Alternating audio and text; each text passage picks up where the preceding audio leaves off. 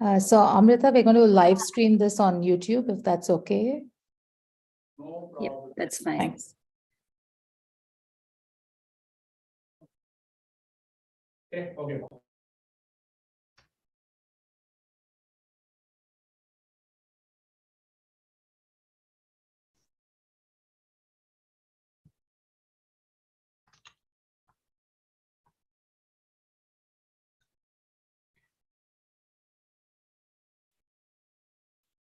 And would it be okay if I record the session as well, just for all the panelists? Yes, that's Yes. okay. That's fine. Thank you.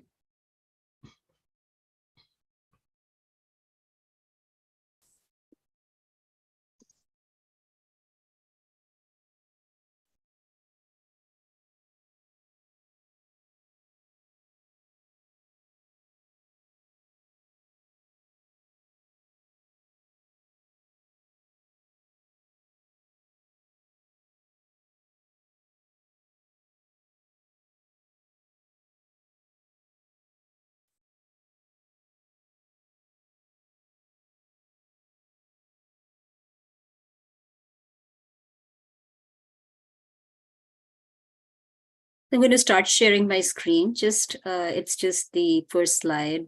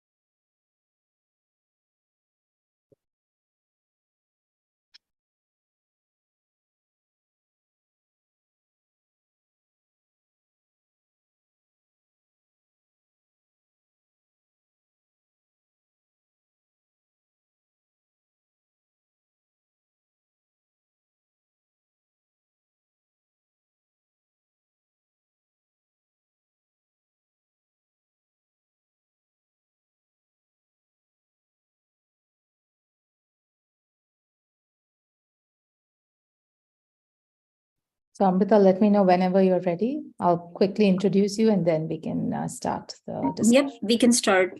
Okay, We can great. start anytime.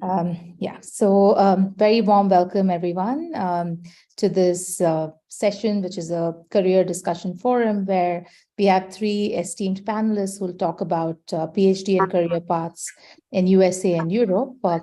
We have Amrita Madhabhushi with us, Shweta Rane and Jitendra Kumar. So I will start by introducing Amrita, who's going to be the moderator of the session, and then she'll take over and kick off the session. So very quickly about Amrita, she has a PhD in biochemistry from JNU. Before that, she did a degree in MS in physics and biology from BITS Pilani. And after her PhD, she moved to the US for a postdoc at the University of Maryland.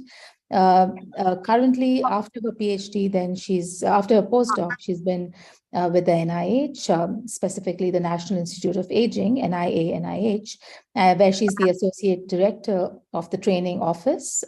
She also serves as a lecturer at the Johns Hopkins University for their biotech program. In addition to that, she serves on several advisory boards and volunteers her time for various biotechnology and STEM organizations in the Maryland area. So it really is a great pleasure for us to have you here with us, Amrita. And you were just telling me before we started the session that this might be your 126th or 127th such session you're organizing. So thank you so much. We at IBAB really appreciate your time. So yeah, the stage is yours. Thank you so much for that warm introduction. Good evening, IBAB and other audience that have joined us. We are really looking forward to presenting information on PhD and career path in USA and Europe. I am Dr. Amrita Madhabhushi. I'm the Associate Director of the Training Office at National Institute on Aging. So with me, I have two guest speakers who have joined actually from very different places. So I'm in Maryland, and Dr. Shweta Rane, who is a Global Medical Director at Biogen, has joined me from Boston. And Dr. Jitendra Kumar, who is a lead scientist in chemistry at Entos Pharmaceuticals, has joined from California, and they will be sharing their career journeys.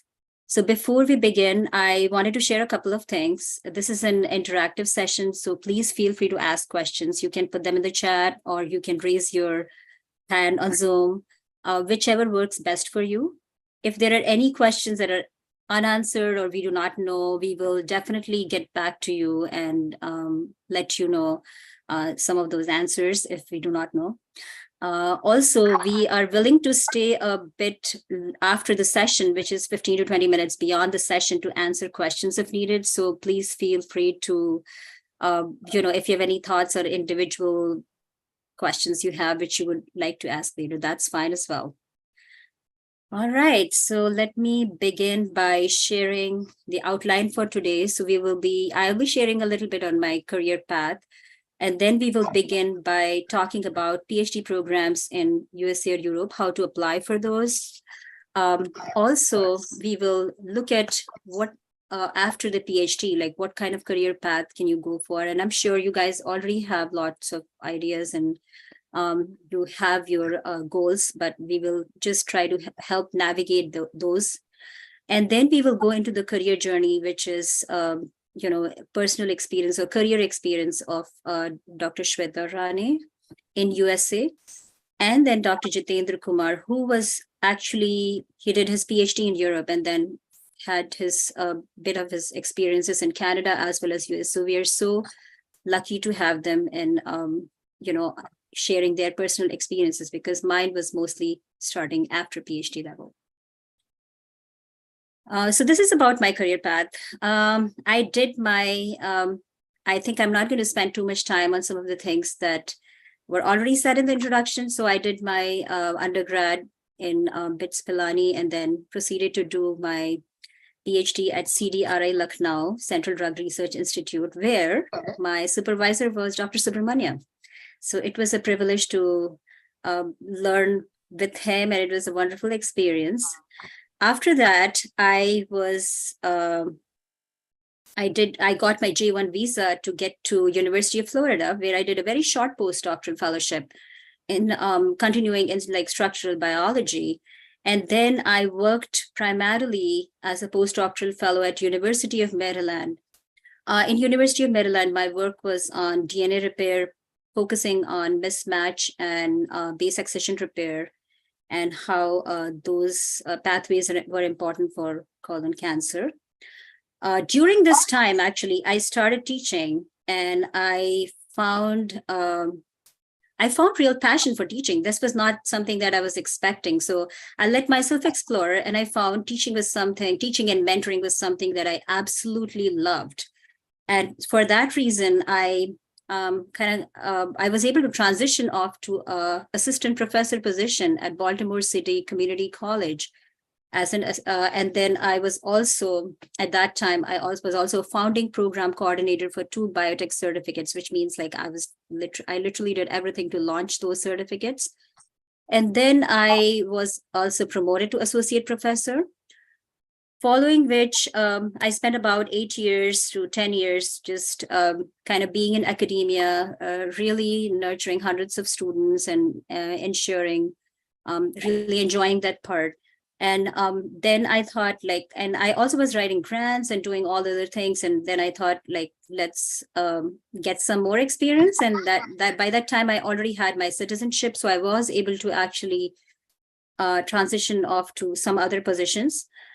So I found a position at National Institute on Aging, which I thought was interesting because I have to oversee the entire postdoctoral fellowship and graduate fellowship programs with about 100 plus student trainees from 20 different countries. And that was, I thought that would be an enriching experience, which it is. Alongside, I started teaching in master's programs. So I teach one class in gene therapy at Johns Hopkins University.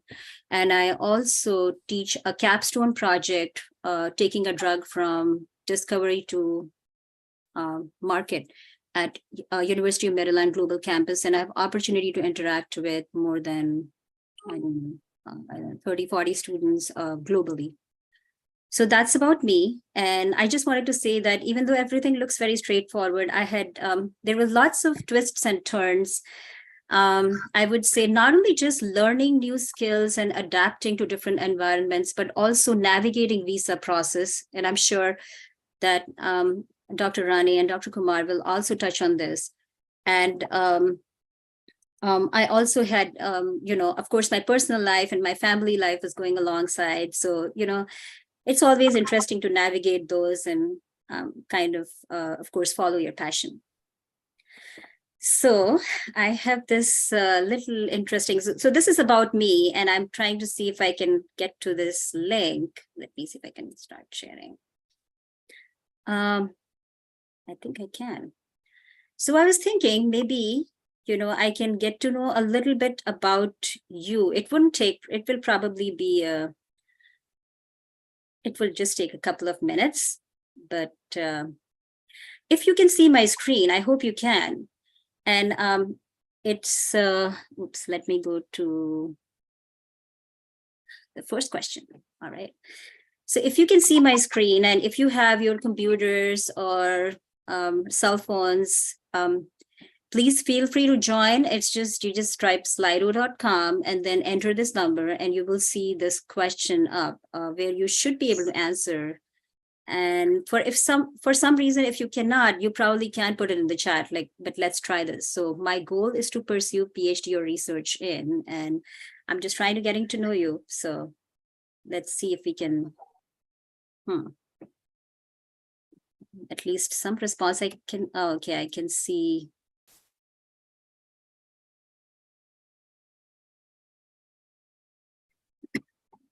Want to just give it a couple more minutes. We have about 7 responses and 74 participants in here. So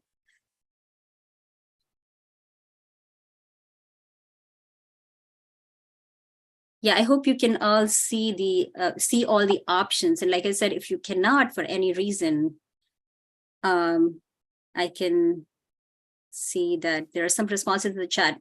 Welcome to have put response in the chat as well.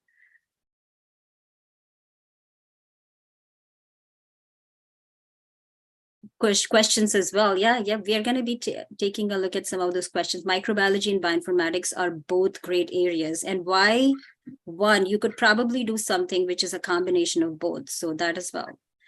Okay, so I think we have given it a bit of time. They're like, it's the, you guys are still putting in some information here, but I see a lot of you are like just keeping your options open, trying to see, okay, well, you can do probably a PhD in or research opportunities as a postdoctoral fellow in USA or Europe. You've not yet decided, that's fine. And some of you are interested in a job. Well, that's excellent too. Getting some job experience before you start your PhD or postdoctoral fellowship, whichever stage you are in, that's definitely a good way to go. So so I think I can still see some more, but let's just move on to the next question. We have only so much time, and I really appreciate your responses, and we'll just go to the next one.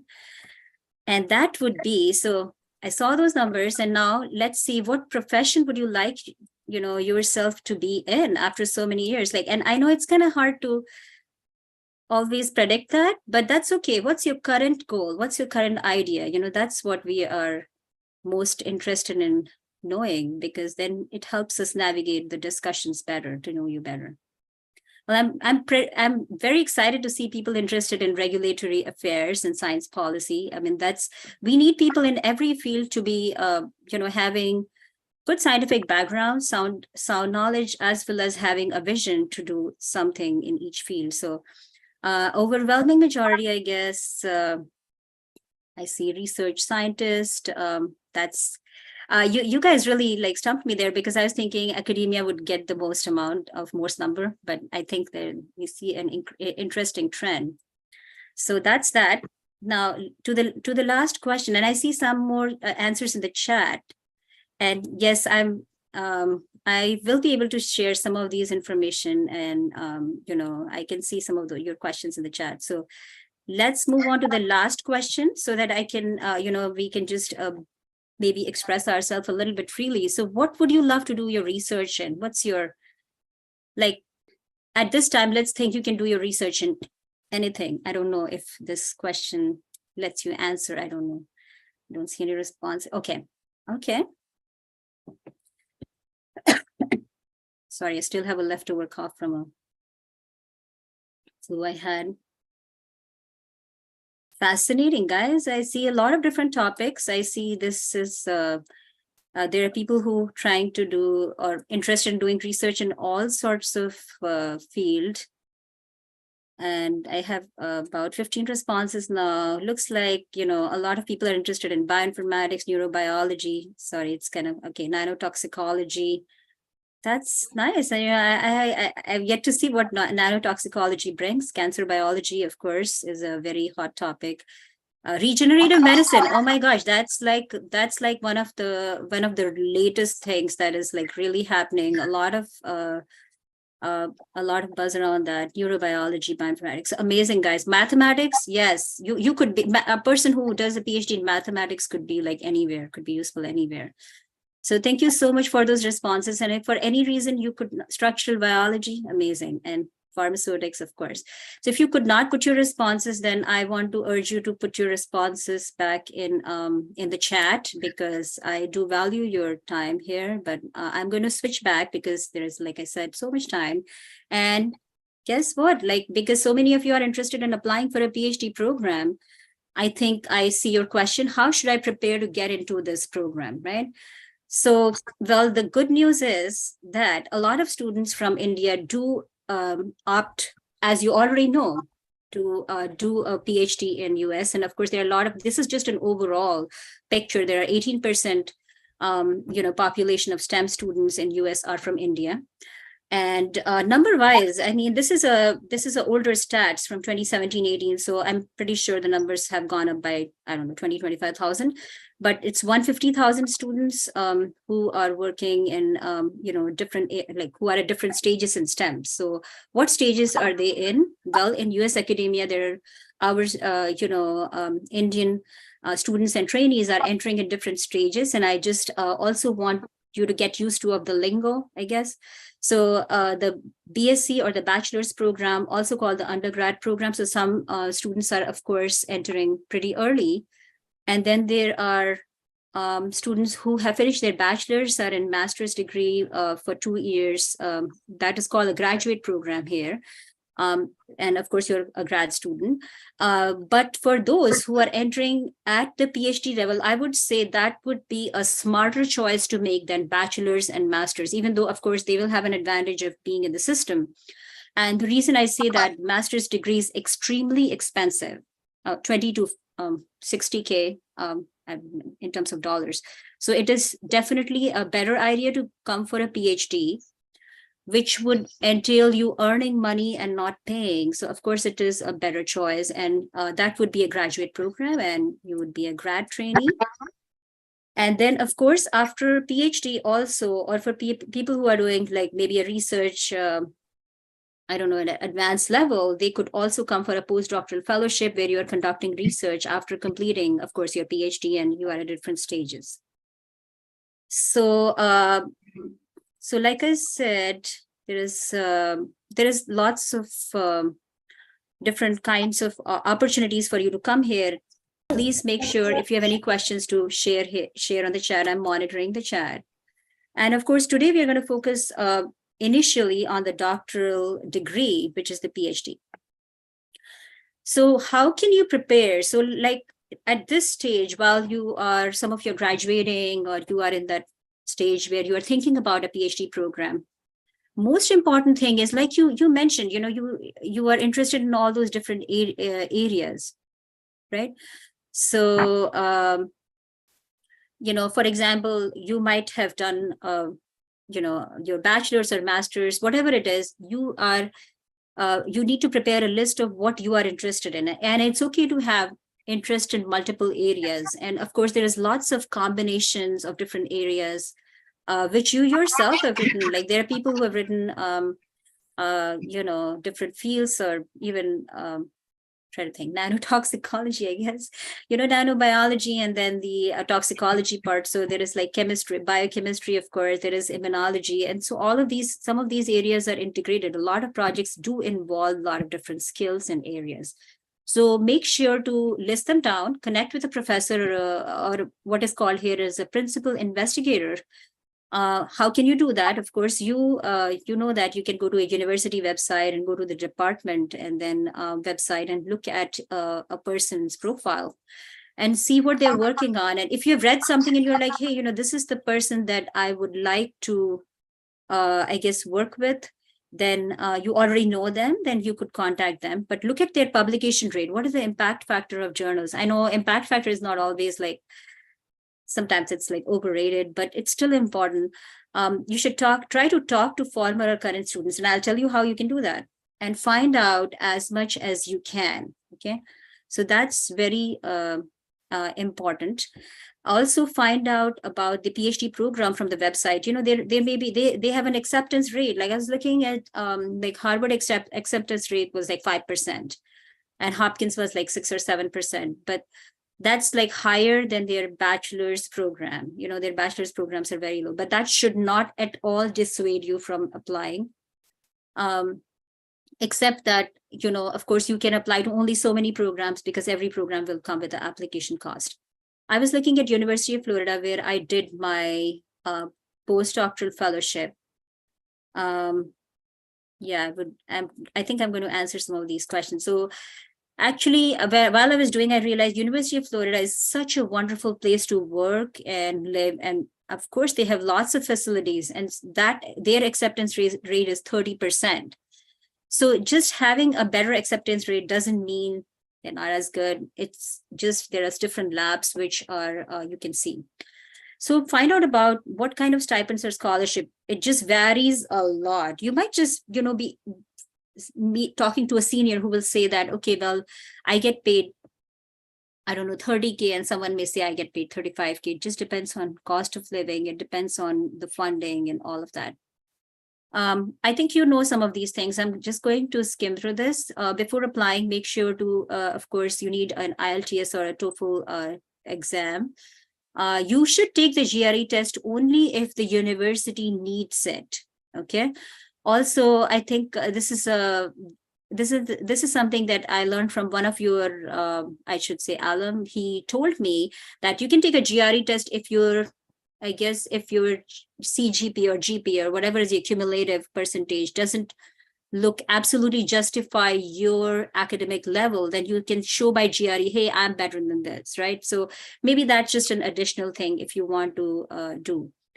Of course, let your recommenders know your intention to apply, because, teachers around the world are really, really busy, and they would really appreciate if you tell them, hey, I need something in 2 months or 1 month. So, just let them know your intent to apply. And I know it's something that you kind of want to keep it under wraps, but it's okay to share with your teachers. They, of course, mean the best for you, right? So prepare all the documents, and I'm going to share a slide of that. And once you're done with all that, fill out the admission form, and remember that there is a fee. So that's something that you need to, of course, account for, and maybe make a column of that. And I'll share with you how exactly you can keep track of that. So submit your application with all the required documents. And then for our audience who are interested in applying for postdoctoral fellowships, the steps are similar. You do not need to, of course, take a language exam or pay the application fee. You can directly apply. So that's another option. To answer that part where, how can an MBBS apply for PhD? Just like this, exactly like this. And MBBS in USA would be considered as a bachelor's degree because it's the first 4 years of college. So you can directly apply. So that was a question by one of the audience. And then the Europe part, I think Jitendra also will be looking at this question. So I hope he can help with some of these. So these are some of the things that you need. You need, of course, the online application forms to be filled out. You need your resume or CV, which should list your achievements. And I can share a version of it if that's something that interests you, how to have everything included, just, a summary of that, scientific achievements. This was pointed out by Dr. Rane. She said that you need to have a synopsis of your thesis and maybe a list of publication, even with abstract. So that was her tip. Academic or professional recommendations, which we already talked about, personal statement, something about yourself that can demonstrate your passion coming through that, that personal statement. Why are you motivated to do this? And why are you a good candidate for this? So, connect with them, just not like, this is what I want to do, but this is what you are doing. This is what I want to do. This is why I would be a good fit. So, just kind of put that together and maybe tailor it a bit for different universities if you have that time. Transcripts of various educational qualification. You do not need certified transcripts, but because you are all in accredited, of course, like you should be fine. But just saying it may be needed in future stages, and the reason I'm saying is it just involves money. Financial statement and health-related documents is also something that was vocalized by our career panelists, that you need financial statement, health-related documents.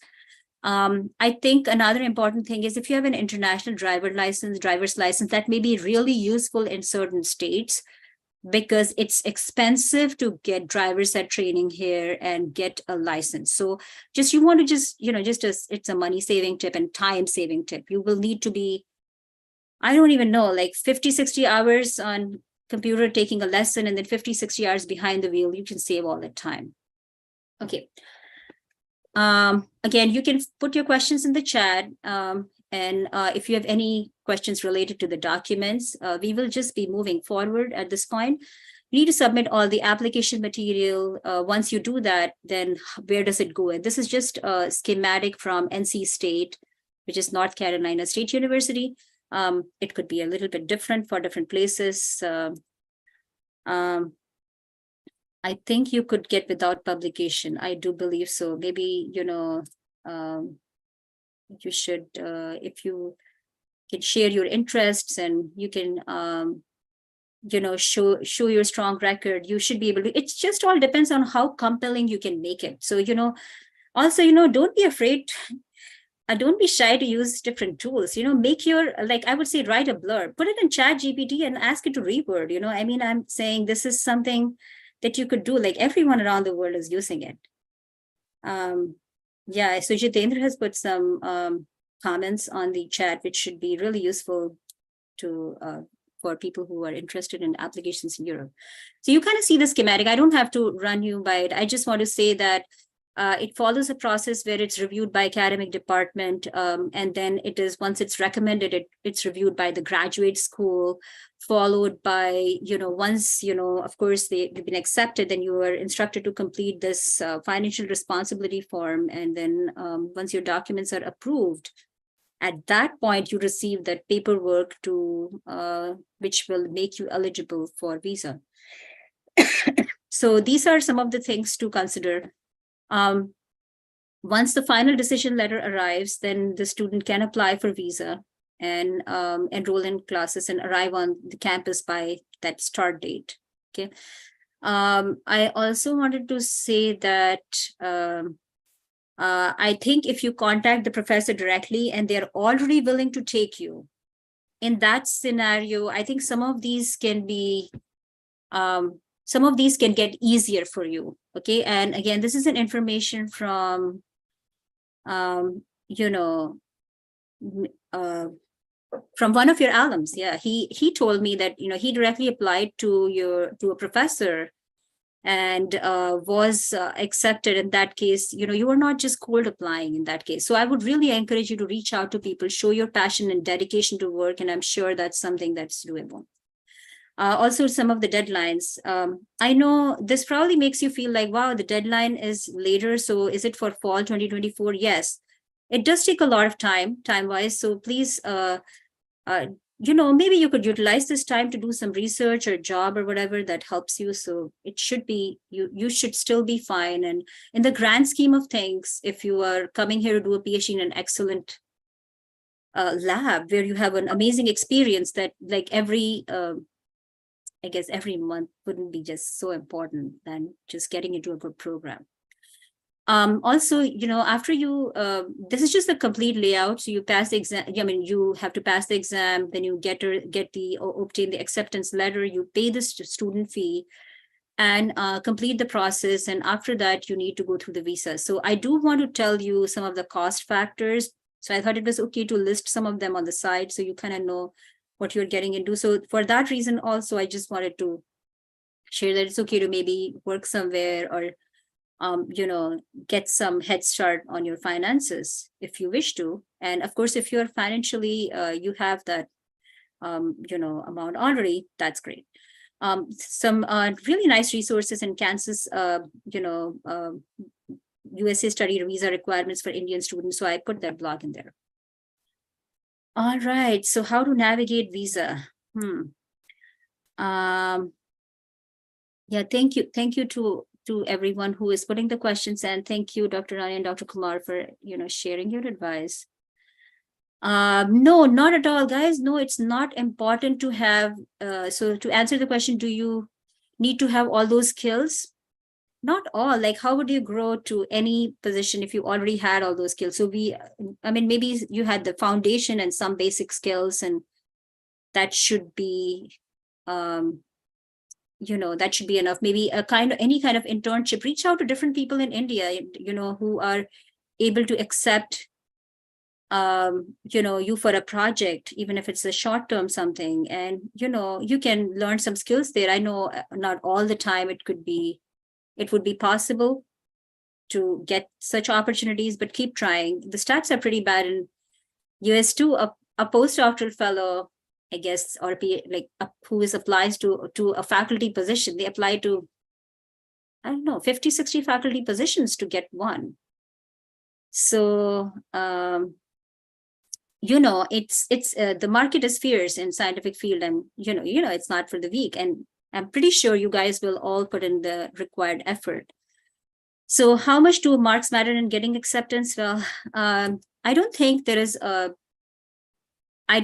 so much. I have heard there is a 3+ GPA is what is needed to 3 out of 4, which means that you can translate your out of 10 to 3 out of 4, and then see if you're out of, if you're more than 3, you should be fine. Of course, some of the programs are really more competitive, so that goes according to that. Okay, so also, there are different visa types. So just saying F1 visa is what you would enter with as a PhD student. If you were a postdoctoral fellow, you would enter with a J1 visa. Just wanted to say that you are eligible to work sometimes using a mechanism called CPT.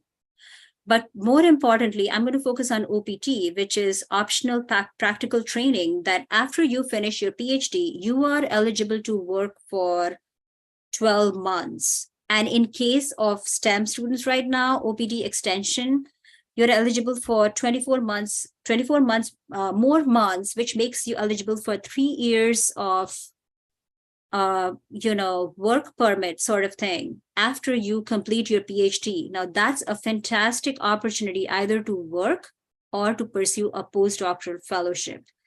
So, of course, you get paid during your PhD, but getting that OPT opportunity helps you kind of settle down and also apply for other types of options, or H-1B visa in certain cases, which helps in you in getting.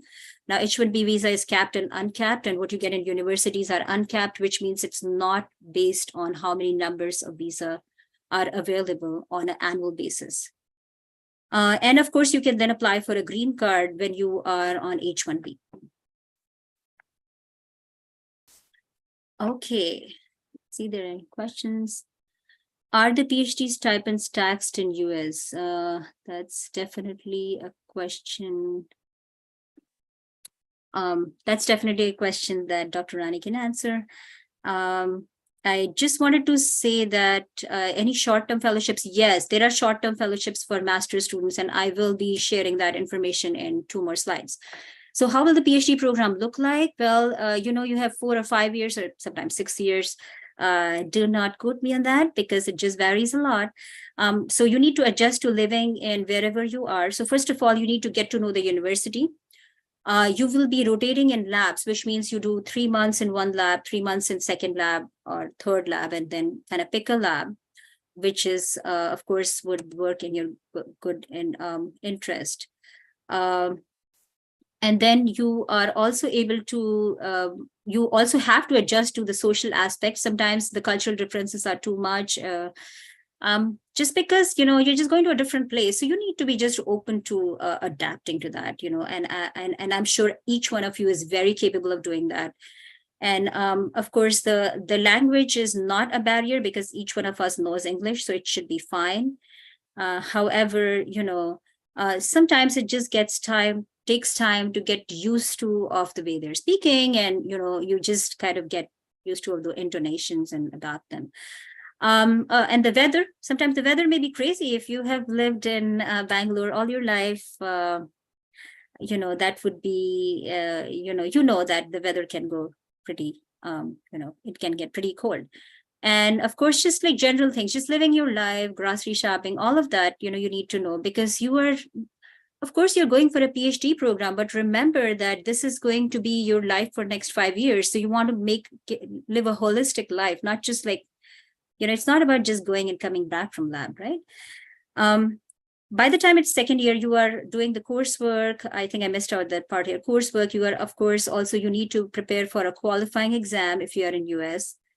You also will be having a committee, so you will be thinking about that as well. Of course, your PI or your supervisor will help you with that.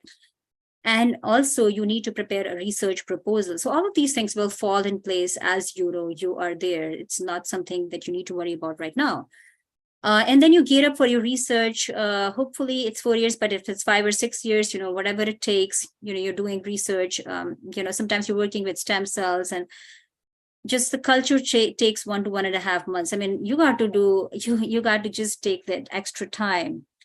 And then publish, present at conferences, apply for travel awards, write grants, whatever comes in your way, just accept it and see what works for you. Join, any international scientific societies. You might be able to teach or might have opportunities, accept those, and spend time and energy on what is going to be your next step. So PhDs, of course, important, but you do need to make sure that you are also getting ready for those. Okay, so a path to a PhD is full of interesting, hoops, I guess. There are different things that you would realize over a period of time.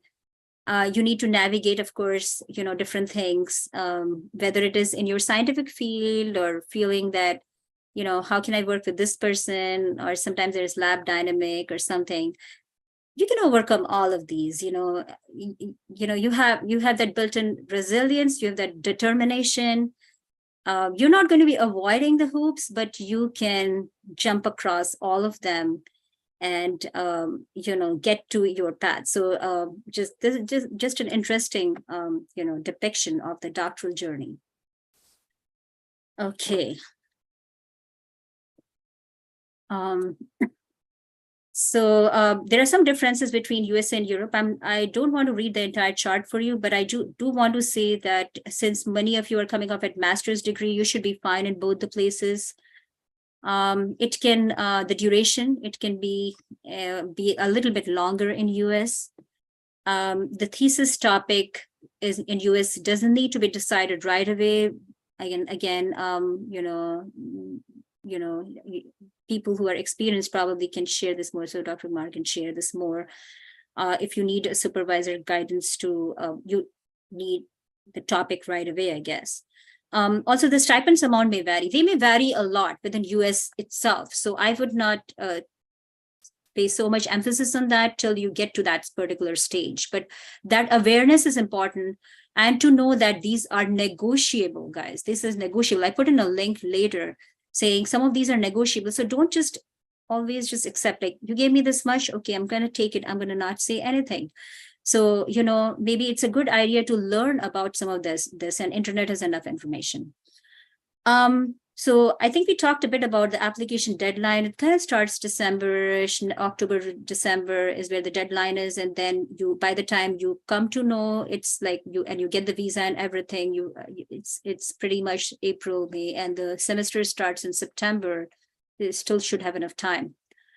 Because of the lack of time, which we'll still have, but a little bit, but there is a 16-column PhD application information spreadsheet blog on Science Latte, which I really liked. So I put it for you. I thought it was very useful, and you can add to that if you wish to, in terms like anything that additional that you wish to add. And templates for every important email I sent to grad school. I thought this would be useful. This is what a typical application, I guess, web page looks like. It just says where, when you need to apply. And I'm pretty sure it's December 1, 2023 for Hopkins. What all do you need? So please feel free to take a look. It seems overwhelming in the beginning, but as you try to narrow it down based on your field and based on your preferences, you can kind of get around it. So in a nutshell, doing a PhD is a lot of juggling. You will be also, but you need to take good care of yourself, your health, maybe set a schedule. If you are in US and you want to maybe talk to your family every once, once in whatever, every day, every other day, or whatever that is, make some time for yourself to, it's okay to still pursue your hobbies once in a while, get some new hobbies, maybe walk or run or whatever, or play a musical instrument, whatever it is, of course, whatever time permits. But I would say it would be a development of your entire personality. So, just go for the research and go for the rest of it as well. So, right around 40-minute mark. I'm going to, again, try to make this as fast as possible, but I can tell you we might go a little bit over the time limit. So the postdoc search timeline, you will just, you can just see the timeline here. So make sure to spend enough time to apply in advance. You might just be spending some time. If you are in India and not doing a PhD in US, then remember, it takes a while to get that paperwork and visa sorted out. So if you're, let's say you are in second year of your PhD, just start looking, just make it a habit to just be in touch with the job market and see what the positions are. And for someone who asked in the chat about what are the other opportunities available, there's lots of amazing opportunities through the Fulbright scholarship programs, which you can look. These are something that I'm going to share with you, and of course you can also look on your own now that and I have shared a link here where you can go and take a look.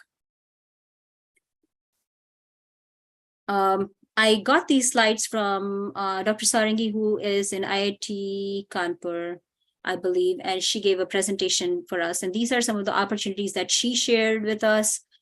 I think it's worth exploring each one of them. I did start exploring that, as it does take a lot of time. So depending on your interest, depending on what works for you, there are short-term opportunities which are funded. Please take a look and see what works the best for you, okay? Also, if there are opportunities that you're looking for within India for short-term or long-term, I am sure that your university provides you, your institute provides you plenty of guidance on that, but this is a summary that Dr. Sarangi shared with us, and I'm just sharing with you. Lots of opportunities that you can take a look at. It's all in one slide, and of course, ask your faculty, your other people who can advise you, and get in touch with them. Finally, once you have finished your PhD or postdoc, this is pretty much what it feels like. So it's a great idea if you are doing a job before, because if you've never worked before, then it will feel like you are now getting into the real world. So that's that. And then there are just 4 more slides remaining, and there's what will happen if after I've earned a PhD degree. So you can be in so many different areas, like you mentioned. There's so many different avenues. People with good scientific foundation are needed in every single avenue. I found my passion in teaching and mentoring, And that's what I love to do. And you can find your passion in whatever you want to do. Some of the other pathways are listed here, which are not on the schematic. So I want to quote Reid Hoffman, who is the founder of LinkedIn. And he said, the fastest way to change yourself is to hang out with people who are already the way you want to be. So you can really achieve that right from where you're sitting. And how you can do that is via LinkedIn. Feel free to reach out to different people on LinkedIn. LinkedIn is such an open forum. Don't hesitate. Just literally, I would say, if you want to do work in stem cell biology, you write stem cell PhD, and you would come up with so many different profiles and send them a personalized note. Just say, I am pursuing my master's in bioinformatics at this institute, and I would like to connect with you and to learn more about your career path. And I'm sure people would be very generous to connect with you. They want to make sure you succeed. LinkedIn is a wonderful platform, guys. So make the best use of it. When they have connected with you, ask for an informational interview and tell them that you would love some career advice, okay? And you are willing to connect with them on Zoom. For someone who asked about GRE as a compensation, of course, you can try that. Why not? There is no such, first of all, there is no such thing as no hope. I always believe that, once you have best interest, and you can rise from anywhere. You can do anything from anywhere. You just have to have that determination to do something, and you will be there. So yes, please do that GRE or do whatever it takes. Get enough career advice from people on LinkedIn. I would thoroughly encourage you. If you connect with me, I got like 2,000 connections. They will all show up as second connections for you. Connect with them. Dr. Rani has connections. Dr. Kumar has connections. So, you have here 3 people who are happy to support you. Now, depending on your path, whether you want to go to academia, your focus needs to be on different things. Just wanting to say that your publications, numbers, how the impact factor of the journals are, that would affect. So, just focus on good publications, good grant. In academia, teaching experience is so valuable. So, try to teach. Don't think like, how would your teaching be perceived?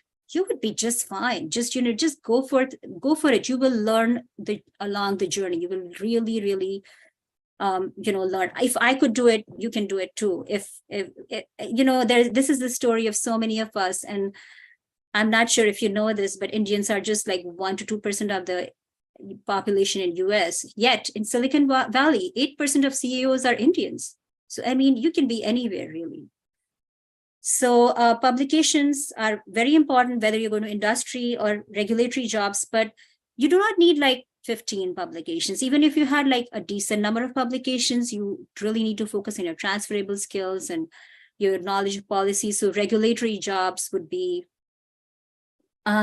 jobs that entail how drugs are getting into the market or different products are getting into the market. So this is something that the person who talked about this, I would encourage you to reach out to me, and we can just kind of, any one of you we can sit one-on-one and talk about it.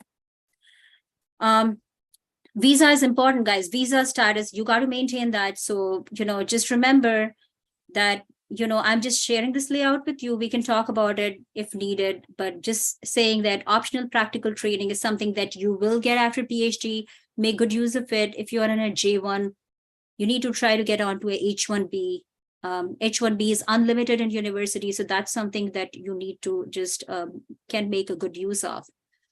And of course, if you are thinking of careers in India, equally amazing. You don't have to think about any of these. You can just come back and, of course you need a position, but you can come back and, not worry about any of the visa stuff.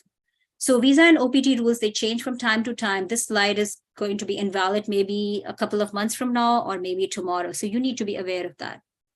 Remember, grant eligibility for F99 and K99 is very time bound. And so, you just need to know that you cannot have gaps between once you finish your PhD or and applying for postdoc, because you will waste time. The clock is running because it's only 4 years for postdoctoral fellows to apply for a K-99. So if you wasted like 7 to 8 months in visa and processes, I mean, that time is gone. So, you really need to, or if you're pursuing a postdoctoral fellowship in India and then come to US, that postdoctoral fellowship in India will count.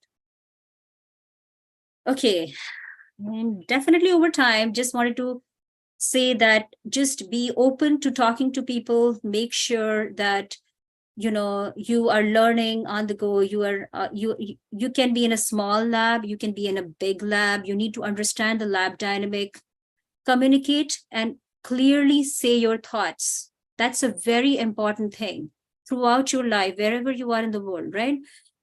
Make friends in others' labs, talk with them, keep track of things that you need to be that are important. And it's very important to know it's okay to make mistakes. You will fail and you will fail a lot. And it's okay to just get up and start doing your thing again.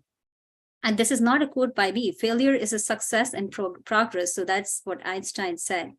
So be open to exploring food, culture, and habits. And you really are on a journey to discover yourself. All right, with this and me having taken 50 minutes, I hope you'll be generous to stay for a couple more minutes. And I am going to just leave you with this idea. Take up one idea, make that one idea your life, and dream of it, think of it, and live on it, and you will be just fine. And that is what is a quote by Swami Vivekananda. And with this, I'm going to turn it over to Dr. Rane without any further ado. And she will be sharing her career journey. So I'll leave all the, all of what is written here to vivid description with Dr. Rane. Thank you so much, Amrita, for that warm welcome.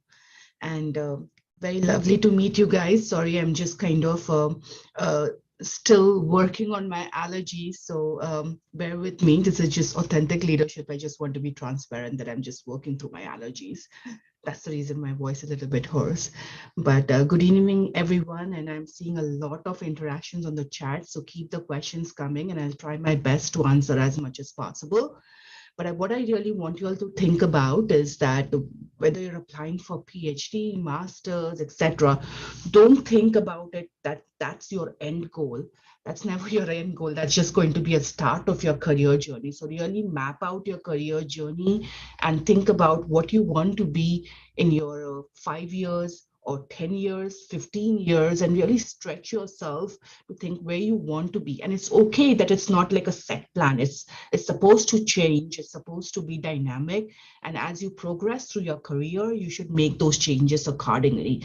But make sure that you map out your entire career journey and then think about what you want to achieve at each phase or after every particular year, a few years. So you think about your career journey more as a linear exponential graph, but that's really not right. Career journeys, I think, Amrita, you may have to click.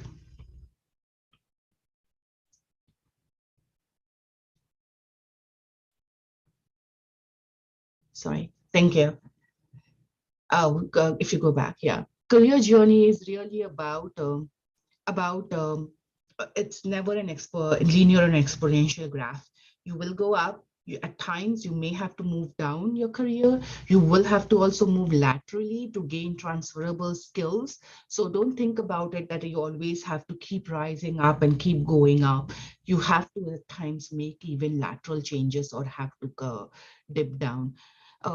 I did put on the y-axis as titles and designations because I feel that many people hold that very tight to them and they feel that that's important, and that's very relevant. Or even if you put salary, at times you'll feel that salary is very important, but really look at the long-term picture and think about it like, how will this position help me 5 years down the line? How about this certification will help me 5 years down the line? So think about it from a long range perspective rather than, I think I should earn a 6-figure salary right now. So think beyond that.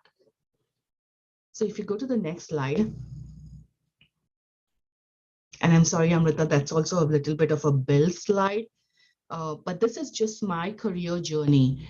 I started my undergrad in biomedical engineering at University of Mumbai. And I did my internship at Bhabha Atomic Research Center, which really helped me to get that interest in research when I met several scientists over there.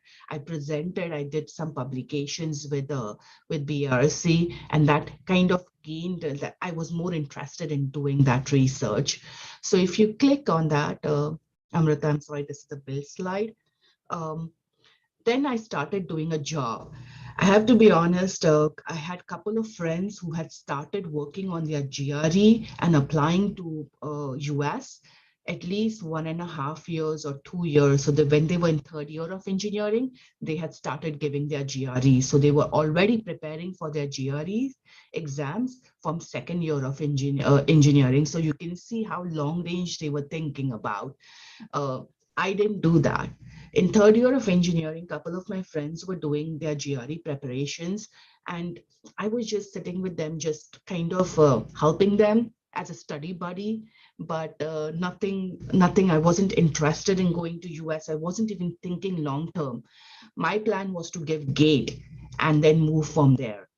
But after applying, after being at BRC and looking at the research that they were doing, it just completely fascinated me so much that I wanted to pursue abroad studies and wanted to pursue graduate studies. Now, changing from engineering to biomedical sciences in India is a little bit tough, but doing that abroad is easier. And Purnima and a couple of others have asked that, can you change your field of study? And it's completely possible.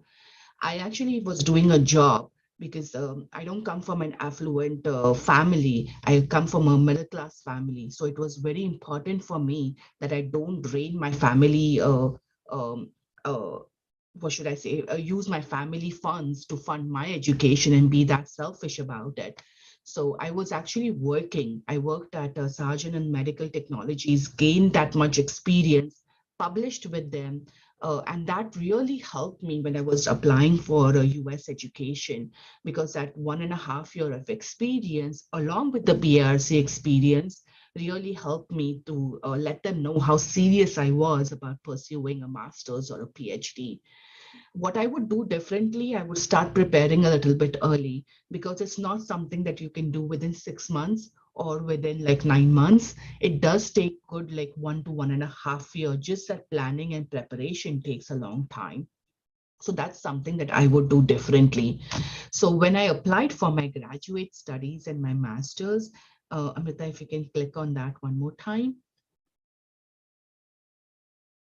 So I actually applied and came over here in the spring semester.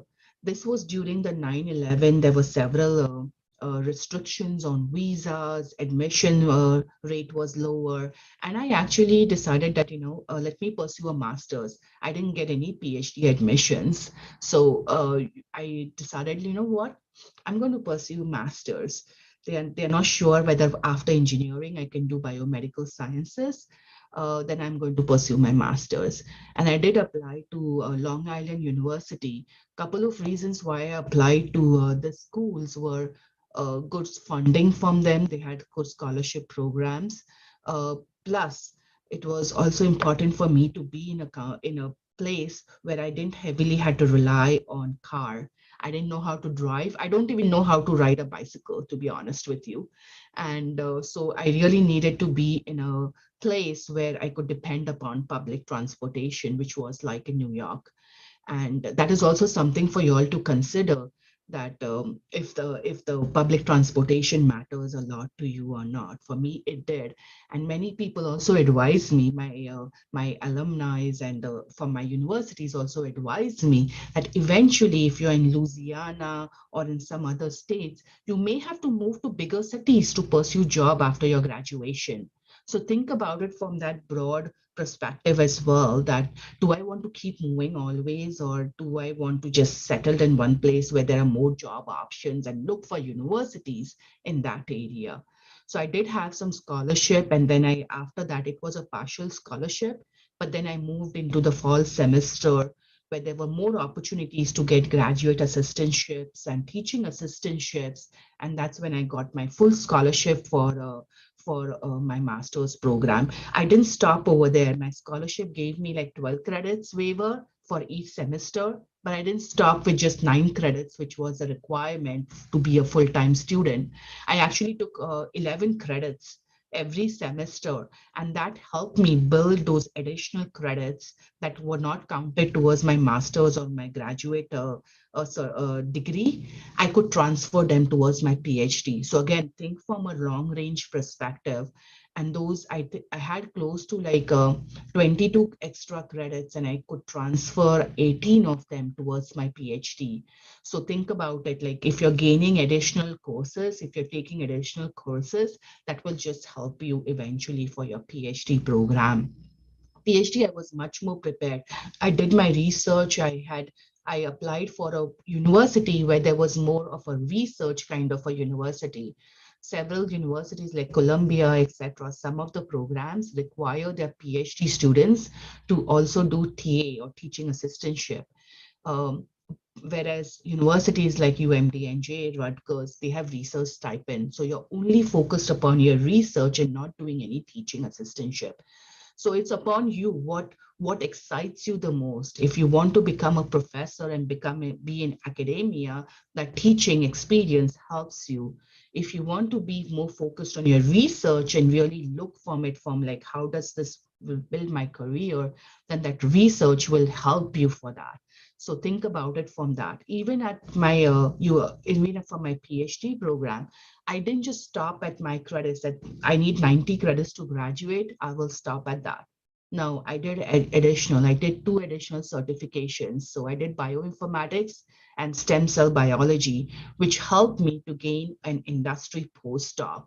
So again, about it from a long range perspective. Research on your PI, make sure that the PI has funding, because if the PI loses the funding, that's your investigator or your mentor loses their funding, then you have to find another job, another research and restart your thesis. So find the PI and the right research that excites you the most. Start your rotations early for PhD students. In the first year itself, start your rotations early, because that will help you to get into the lab early and help you with your PhD, completing your PhD program early. Mine was the typical time to complete it is 5 to 6 years. I did it in 4 years because I started my rotations very early, and I had 3 publications by the time I graduated with PhD in impact factor 4+ journals. So as make sure that those are 3 important things that I want you all to remember, is that start your rotations early, make sure that you select the right research topic and the right PI for you, and really start planning ahead of time and prepare for curveballs. Like at 9 months into my actual research thesis, I had to restart and change my project because of an artifact that came into the research. So prepare for those curveballs, and that will actually help you with your next level. What I would do differently, Amrita, if you click on it again, what I would do differently is that when I started applying for my for jobs, I became in that situation that I wanted to graduate, but I also wanted a job. I didn't want to just leave the graduation and then find a job. So I was in that position where like, what do I do? So I had reached out to a couple of people within my university where I could join them as a postdoc. And at the same time, I was also looking outside to join as a postdoc. Actually, I applied to Johns Hopkins University and I had got a postdoc opportunity from Greg Semanza, Dr. Greg Semanza. And but you have to remember that before you graduate, you have to start applying for your OPT application. You have to give enough time for your OPT to kick in before you graduate. So plan like 3 to 6 months or even ahead of time. So you give everyone that opportunity to get that OPT and can move into a postgrad position. So I didn't start early, so my OPT kicked in very late, and I had already secured a job, a postdoc opportunity in the industry. Industry does offer postdocs, so look for companies that have fellowship and postdoc opportunities and apply for those programs. Many of the industries does have that. So you should do that. After my OPT, because my OPT was not ready at that point of time, luckily for me, GSK applied for my H1B. And by the time my H1B came and my OPT came, I was literally on OPT for 15 days. So my H1B had kicked in. I was lucky because that was 2008 and there was a lot of H1B visas available. H1B quota gets full by April. So when you start planning your OPT, you have to kind of make sure that that H1B quota you're applying towards is in February or March, so that otherwise it will get full by April. So make sure about that. And then, GSK also applied for my green card. Didn't even wait for like 6 years of H1B. Like within 3 years, they were very they plan out their research scientists career very earlier on, and they apply for their green card. So I had got my green card application on very submitted by my company. I did change positions because my job was impacted at other companies. So like GSK had went through a merger, and my job was impacted, and it moved to Singapore. So my job had moved to Singapore, so I couldn't move with them. But then such curveballs will happen. But that actually helped me to move in the right direction. And to be honest with you, don't be afraid. There are times when I had to step down in my career. It's not always a linear progression. Like when I joined a couple of other companies, I had to again look at transferable skills. I had to move from R&D because I wanted to be in medical affairs. I had to move into medical affairs and start planning my career all over again, not from an R&D scientist, but more from a medical affairs perspective. So that's how actually it moved from Mallinckrodt to Takeda to Alexion, and currently I am at Biogen working towards it. I think the first kind of initial things, how I manage my career really helped me to be more organized and more plan ahead for my career perspective. So my PhD planning kind of helped me to prepare where I am. So if you click on it one more, is that what I would do really differently is how Amrita said, reach out to other people on LinkedIn. Now there is a lot of influence of social media. It's easier to connect with people on social media. So reach out to them via LinkedIn, ask them about the PIs. There was a question over here, should you informally email the mentors or the researcher or the investigator whom you want to do work with? Yes, I would recommend that. That really helps. Reach out to them, let them know about your interest in that research topic. Seeking a mentor early in your career is extremely important. Network more, learn salary negotiations. I cannot tell you how important this is about learning salary negotiation. And as a woman, it's even more important because we sometimes undervalue ourselves. So we settle easily. We kind of be more compliant. So make sure that you learn and value yourself more. So the salary negotiation discussions, make sure you're not thinking about it more from your I need a job or I need something to settle down. No, don't settle. Negotiate for yourself, work for yourself.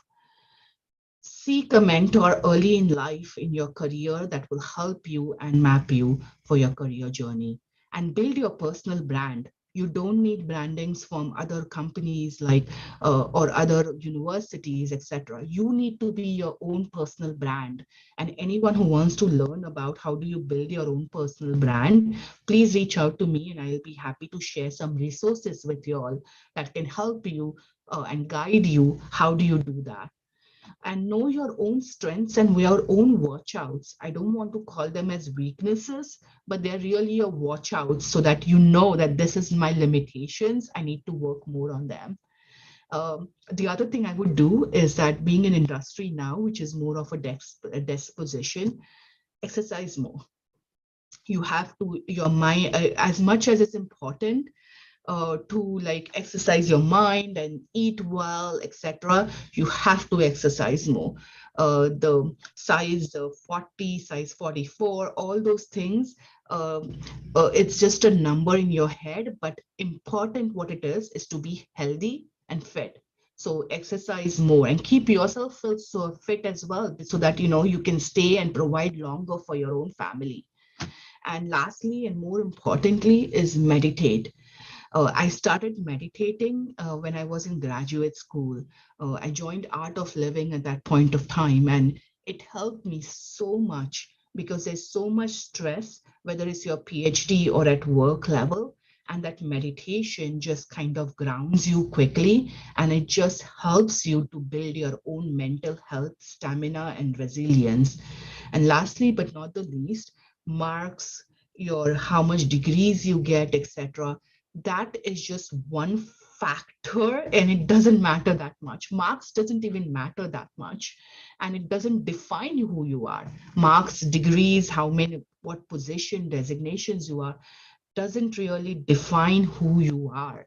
So you have to take care of yourself, and just kind of enjoy the journey that you're in, have fun at the same time, like Amrita said. And don't just focus on that by 5 years down the line, I want to be at this level, or 6 years down the line, I want to be at 10 levels. It doesn't always happen in that manner. So that's just my bit of a tip, and I'm happy to kind of connect with you all on LinkedIn if you'll have other questions, or keep putting your questions in the chat and we'll try and answer as much as possible. Thank you, Shweta. And with this, we'll turn it over to Jitendra. Hi, all. So I have a slide without animation here. So I did my BSc in Kanpur in physics chemistry, and then moved to University of Calicut through the MSc program doing in biotechnology. I switched there, and if you see that I have done a lot of up and down in my career, switching from one field to the other. Then I joined CDRI, Dr. Subramanian's lab for a short time, and then from there I applied to the International Max Planck Research School in Frankfurt, which was on biological membranes. And as talking about the process we are discussing here, the process there was little intense. I don't know if it's still same or not, but it should have been in a more regressive rather than easier, I feel. So we were invited there for a full day of interview with the 8 different professors, and each of them had a session of half an hour to 1 hour with us. And the way the interview went there was like they were discussing their projects and then asking what we wanted to do. And that is what my first experience with these kind of interviews, where I was asked to present myself, what I want to do, even though those were part of application as well. And so be prepared for those kind of interviews, I will say, where you have to present your idea, what you want to do. And finally, based on those interviews, I got selected there and joined in this Max Planck Research School. I was part of this research school, but the professor with whom I was working was in the Goethe University, and it's a center called Biomolecular Magnetic Resonance Center. It's one of the biggest center. Even if you look into the university ranking, it may not be the big, but the center itself is quite big. And it's a big lab where I was working. It was a different experience because we were 20 plus PhD students there in the lab. And one-to-one interactions were limited with the PI, although it's very open and I'm still in contact with him, but it's a different experience than in a small lab where you have daily interactions. As Shweta told, similarly, I had to switch my project title after 2.5 years. The project I started did not work in the way we wanted to get it. And we have to decide what should we do. And we switched to the new topic in the same field. And that's where I took much longer than the usual PhDs in Europe. and I completed in 2010. The topic which I was working was on the prion proteins. So, and by that time, even though I was in a chemistry lab doing structural biology and all the NMR spectroscopy, I got curious to learn more on a neurological side of it. And that is where I applied to the University of Alberta, which had a Center for Prions and Protein Folding Diseases. A totally different experience. It's a new lab there where PI was a neurologist. She started her lab there and working with the medical PI. It's a different experience than working with a person from the PhD. It's a different mindset, but interactions were more intense. And we established the lab there, established a few things, and it helped overall me gaining a lot more about the neuroscience. In 2016, I made a transition within University of Alberta, moving back to the NMR. So, and that's a center called National High Field NMR Facility, and it belongs to the Department of Biochemistry. There, Professor Michael Overdeen moved from Birmingham there as an executive director, and I joined his lab to do the drug screening for some molecules. So again, I was back into the NMR field, but more on a protein-protein interaction and protein-drug interactions there. Explored a lot of different techniques there. And what I'm trying to say here is that at every point, there is a switch. I was learning something new in each step. In 2020, when COVID happened, a lot of labs in UFA got hit by reduced funding. And luckily, I was able to switch there to the NTOS, which was a startup within the university there. And I joined as a scientist and moved to lead scientist now. This company works in a PLV field or LNP field, which is making a drug delivery platform. And my role initially was not related to my field. I'm getting back to my field right now, but initially it was more like I had to make a switch where they needed more people to get into the planning. And the reason was that we got into a COVID vaccine program and we wanted to get it faster. And so we needed to plan out things. And there were a few people who were doing the research work, but then we needed more people for the plan out the program and also do the production. So I got involved in the production, which is a completely different scenario than so production, regulatory, everything we have to do there. Small 15 people team there, which we did phase 1 and phase 2 there. And now I am leading chemistry group here in San Diego. That's my career journey overall. And in terms of the visa processing, so visa processing for a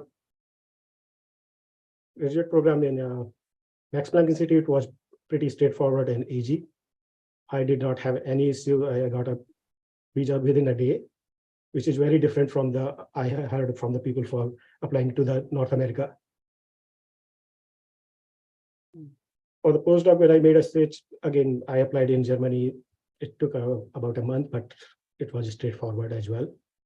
And in there, I made a switch from a work permit to permanent residency, and then 2017 to citizenship. So I became citizen in 2017 there. Being Canadian citizen, I moved to US on a special visa called transfer visa, and then finally now switched to L1A visa, which is a intra-company transfer visa. That is my journey so far, and I'm planning to apply for green card soon on that one. That's an ongoing process. Thank you so much. That was amazing. Yeah, go ahead. Sorry. I want to add a few things here because of the questions I have seen earlier. One of my cousins joined a master's program in University of Alberta when I was there. She did the master's program and then decided that she doesn't want to do the research anymore. And then she took the courses to get into the regulatory affairs. And right now she is having a job in a regulatory. So there will be places where you learn and decide what you want to do for yourself. And yeah, that's pretty much other thing which I know about the University of Alberta and want to share is that the University of Alberta is having a joint programs with the IITs in India. So a lot of people can think about those programs if they are interested, that they join a PhD program in IIT and do 1 year or 2 year program in University of Alberta. That is one possibility. There might be other universities which are doing as well. That's pretty much. All right, no, thank you so much. I think you both shared some real good aspects of the career journey, and I think our audience did get a lot of great information from there.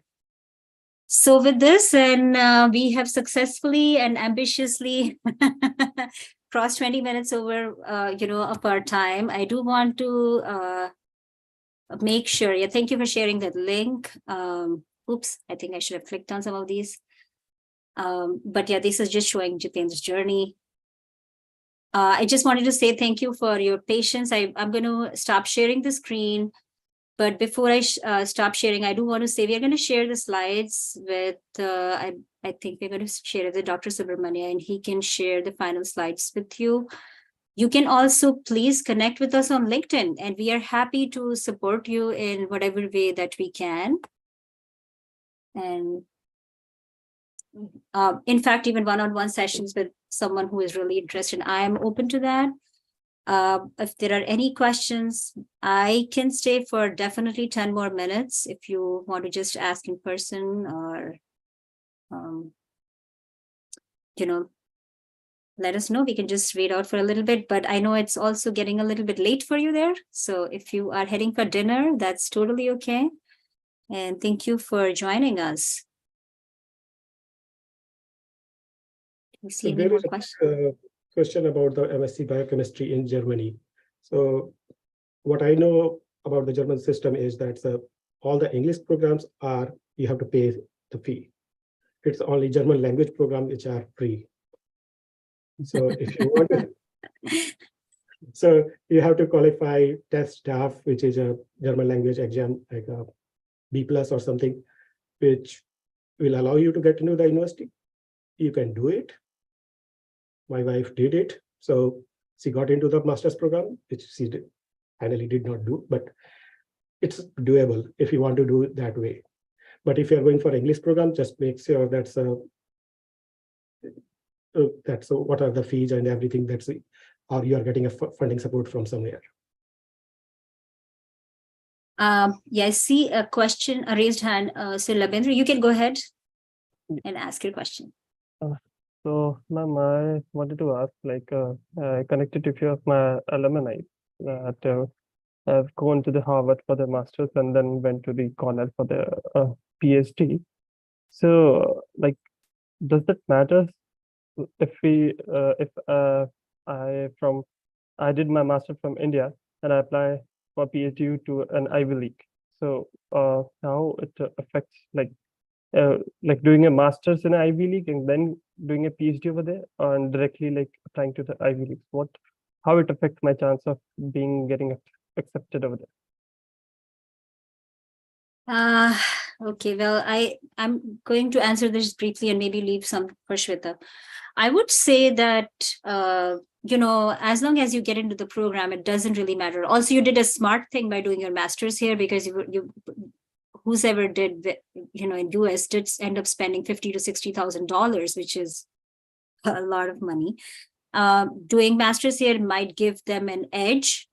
However, I haven't seen your resume, but if you have done some research and if your master's with a good GPA, you should be just fine. You should be fine. I would say, I would just put the best foot forward and see if I get in. I would contact whatever the PI is and try to see if I can, get in. So that's what my recommendation to you would be: put your best foot forward. You did great as a master's student here. I'm sure you would be accepted in a very good PhD program. Shweta? Yeah, I would say the same thing. Reach out to the PIs in that institute. I wouldn't just focus that it should be an Ivy League, etc. It Right. matters. It doesn't matter that much. It's really upon your research. So really reach out to the PIs and see, whether their research interest maps with your research interests. So master's kind of helps you. I've also seen people after their undergrad, after their bachelor's, they have moved into PhD programs. So I wouldn't consider this as a downside. It's good that you have a master's, reach out to them and just check just gauge the waters and see what their initial feedback is to you based upon it. But that's not a hindrance for you, or that's not going to be a block for you for pursuing PhD in US. I see a question in the chat, but I will let Loga put their question Yeah. forward first. Yeah, Yeah, hi, sure. hello. Yes, I'm a master's in bioinformatics, and I have a H4 dependent visa, and I would like to go with the EAD. So, how fair it is to get a job in US, Michigan with a bioinformatics background? Is there a chance to get a job, or should I pursue with my PhD? What would be the suggestion? If I You want to can get a job, Hmm. is it possible with a master's degree in from India? Absolutely. According to me, a master's degree in India, I would say, is as valuable as one here. That's my opinion. I would say that if you want to enhance your profile by getting a PhD from here, that's fine. But I would try for jobs. And let me tell you something. I work with postdocs, PhDs all the time in getting jobs. I help them in every single step. Getting a job is not easy, whether you're in US or in India. Okay, getting a job in science is just challenging. So it's up to your patience. Can you apply for 50 positions? And make sure that you apply within the first 24 hours, not after 7 days. Okay, you see the position, you apply right away, and you go for that interview. Maybe the first 2 interviews are not going to be that great. You will learn along the way. Just, I would say, apply a lot. And if you feel like because bioinformatics master's is good enough, that's my opinion. Any of the panelists have any other opinion on this? I mean, the one thing which anybody wants to apply for a job, they should first do the degree equivalency, because that is going to count. So WAES or anything else, they should do that first. Yeah, of course, you need to get the WAS certification, but if you're H4 and you're getting an EAD, then you have the work permit. Yes. And that should allow you to work, and the WAS side should take care of your credentials, like, Dr. Kumar just mentioned, and that should be fine. And so yeah, that hopefully, Loga, that answers your question. I would say apply a lot. Just be on the LinkedIn, connect with people. Don't always cold apply. Cold applying is not a good thing. Connect with people, and maybe there's someone who is really looking, and just make your profile look good. More than 95% of employers are on LinkedIn and looking at your profile. That's the first thing they want to look. And I think Shweta can vouch for that. Thank you. I do see another question. What is the safe percentage we should try to maintain during masters? I would say the answer to that would be that 3.1 out of 4 is what is recommended. So I would say if you're more than that, that would be nice. The more it is, the better it is, but definitely below 3. I mean, 3 out of 4, which is 75%, which I'm sure it's a lower bar. I guess, it's kind of hard to get. Okay. How do we connect with lab members or alumni? Okay, yes, I can absolutely tell how you can do that. However, while I'm doing that, I would let Anushri share her question while I'm writing a response to Purnima's question. Go ahead, Anushri. Hi, thank you so much for the wonderful discussion. I think it's going to be really helpful to all of us. I wanted to know if, am I audible? You are, absolutely, yeah. Okay, so I wanted to know all of these applications, especially to the US, seem to cost a lot when you convert it to Indian rupees. So is there any way where we can sort of waive or ask for a waiver for these kind of applications, or is that considered like, would that be negative on your part if you ask for a waiver? Shweta, you want to answer that? Or? Yeah, I can answer. So Okay, go some ahead. universities actually give you application fee waivers, but it really depends upon your financial situation. So it's a case by case situation, but it's more upon a financial situation. But that would also raise a question, right? That how will you support your studies if you're unable to get scholarship or funding, because you do have to provide this by financial statement, even for Yes, visa. exactly. Yeah, so that's kind of a double-edged sword. I would just look again at the long-term picture, or if you want to gain some experience within India and just save that money in order to help with your application process, that might work as well. That's what even I did. I worked for a year and a half and just gained some experience to which built my resume as well as helped me with applying for US education. Okay. Thank you so much. And don't think about it as numbers. If you even after you move to US, the first thing you should do is stop converting from US dollars to Indian rupees. Otherwise, you will not be able to eat or anything like that. I did that for 1.5 months, and I just couldn't live after that because I was like, oh my God. The okra or the brinjal cost this much, the onions cost this much. I should just not be able to buy. I shouldn't buy these. You will not be able to survive that way. So don't focus on that so much. I would say also look on the bigger picture. I know it's costing a lot of money, but who knows how much you'll be earning in future. So, I know at this time it's pinching a lot, but if you can trust all of us here, it will get better. I see another question. What would be good for exposure doing a PhD in US or Europe? Both are very valuable. You will get unique experiences. I'm pretty sure you should be fine in either ways. If you have an industrial career later in life and now applying to academia for my PhD, is it okay to be honestly tell the future PI that I plan to shift careers to industry? Careful. Some PIs are really thinking that you're going to academia, okay? So if the PI is very open, and some of our PIs are really open. I work with 8 labs and I don't even know how many PIs, like I have 50 PIs. I don't know, some PIs. So, okay, so some PIs are really open. So I would just tell them my plan, but others, hey, they don't need to know your plan. It's your life. So, I mean, it's nice to tell them, able to share and get some advice. But there's so many people out there to help you. There are career offices. There are people like us. Like we're always, there are so many people who could help you. So carefully watch the situation. Clearly communicate. Let's see what works. Yes, there are wonderful opportunities in both US and Europe. And I'm pretty sure that our other panelists are also agreeing with that. Mm-hmm.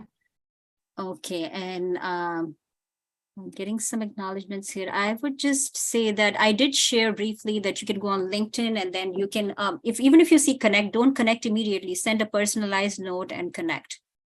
And there is one more question raised hand. Yes, Labendra.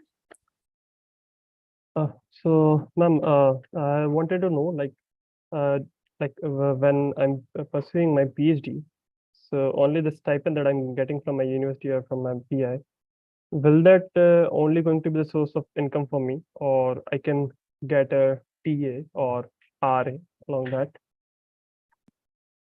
That's a question for Shweta and Jitendra. Yeah, the Different- PhD stipend is basically the PhD stipend. If you're getting it, that should actually cover your expenses for it.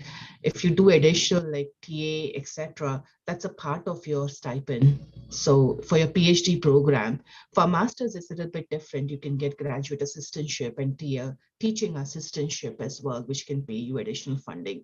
Now, bear in mind, as a full-time student, you can only work for like 20 hours or something per week in the university. So I don't think you will have some additional time to do additional work. You really have to concentrate on your research to do your PhD versus doing some additional job, etc.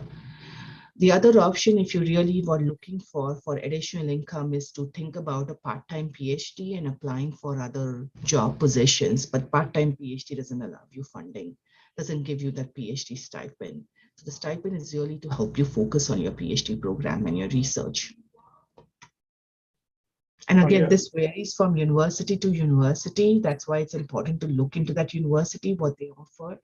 But just letting you know that your goal should, if you're interested in doing a PhD, your goal should be for that, completing towards your research.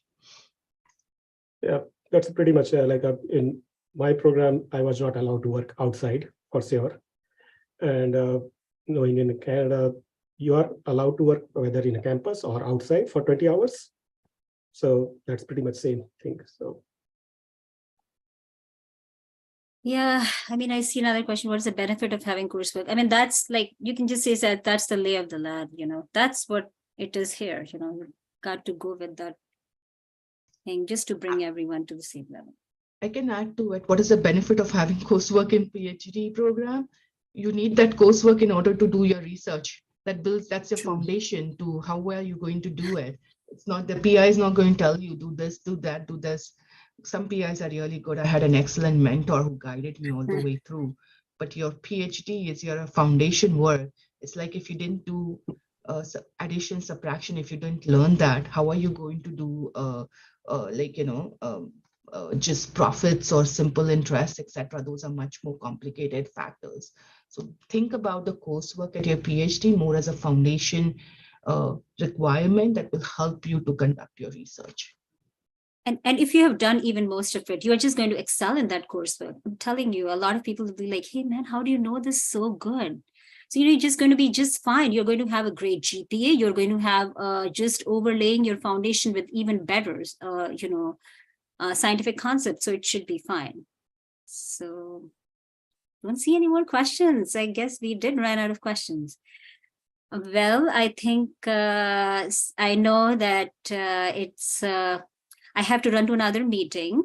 I'm sure so has Dr. Rane. I know it is really, really early in San Diego and you need to get some breakfast. So is it okay if we just close the session now, everyone? Hopefully it is. Yes, Amrita, I think we can wrap it up. All right. And, it's okay for you to connect with us. So please do so anytime on LinkedIn. I will share the slides, and that also would be another way to connect. Thank you so much, Dr. Amrita. Thank you so much, Dr. Shweta and Dr. Jitendra. It really was very nice to have this session. I think I've been following the questions, so I think it was very informative and everyone's really grateful for all the advice. So thank you very much for your time. Maybe the director, Dr. Subramania wants to say something.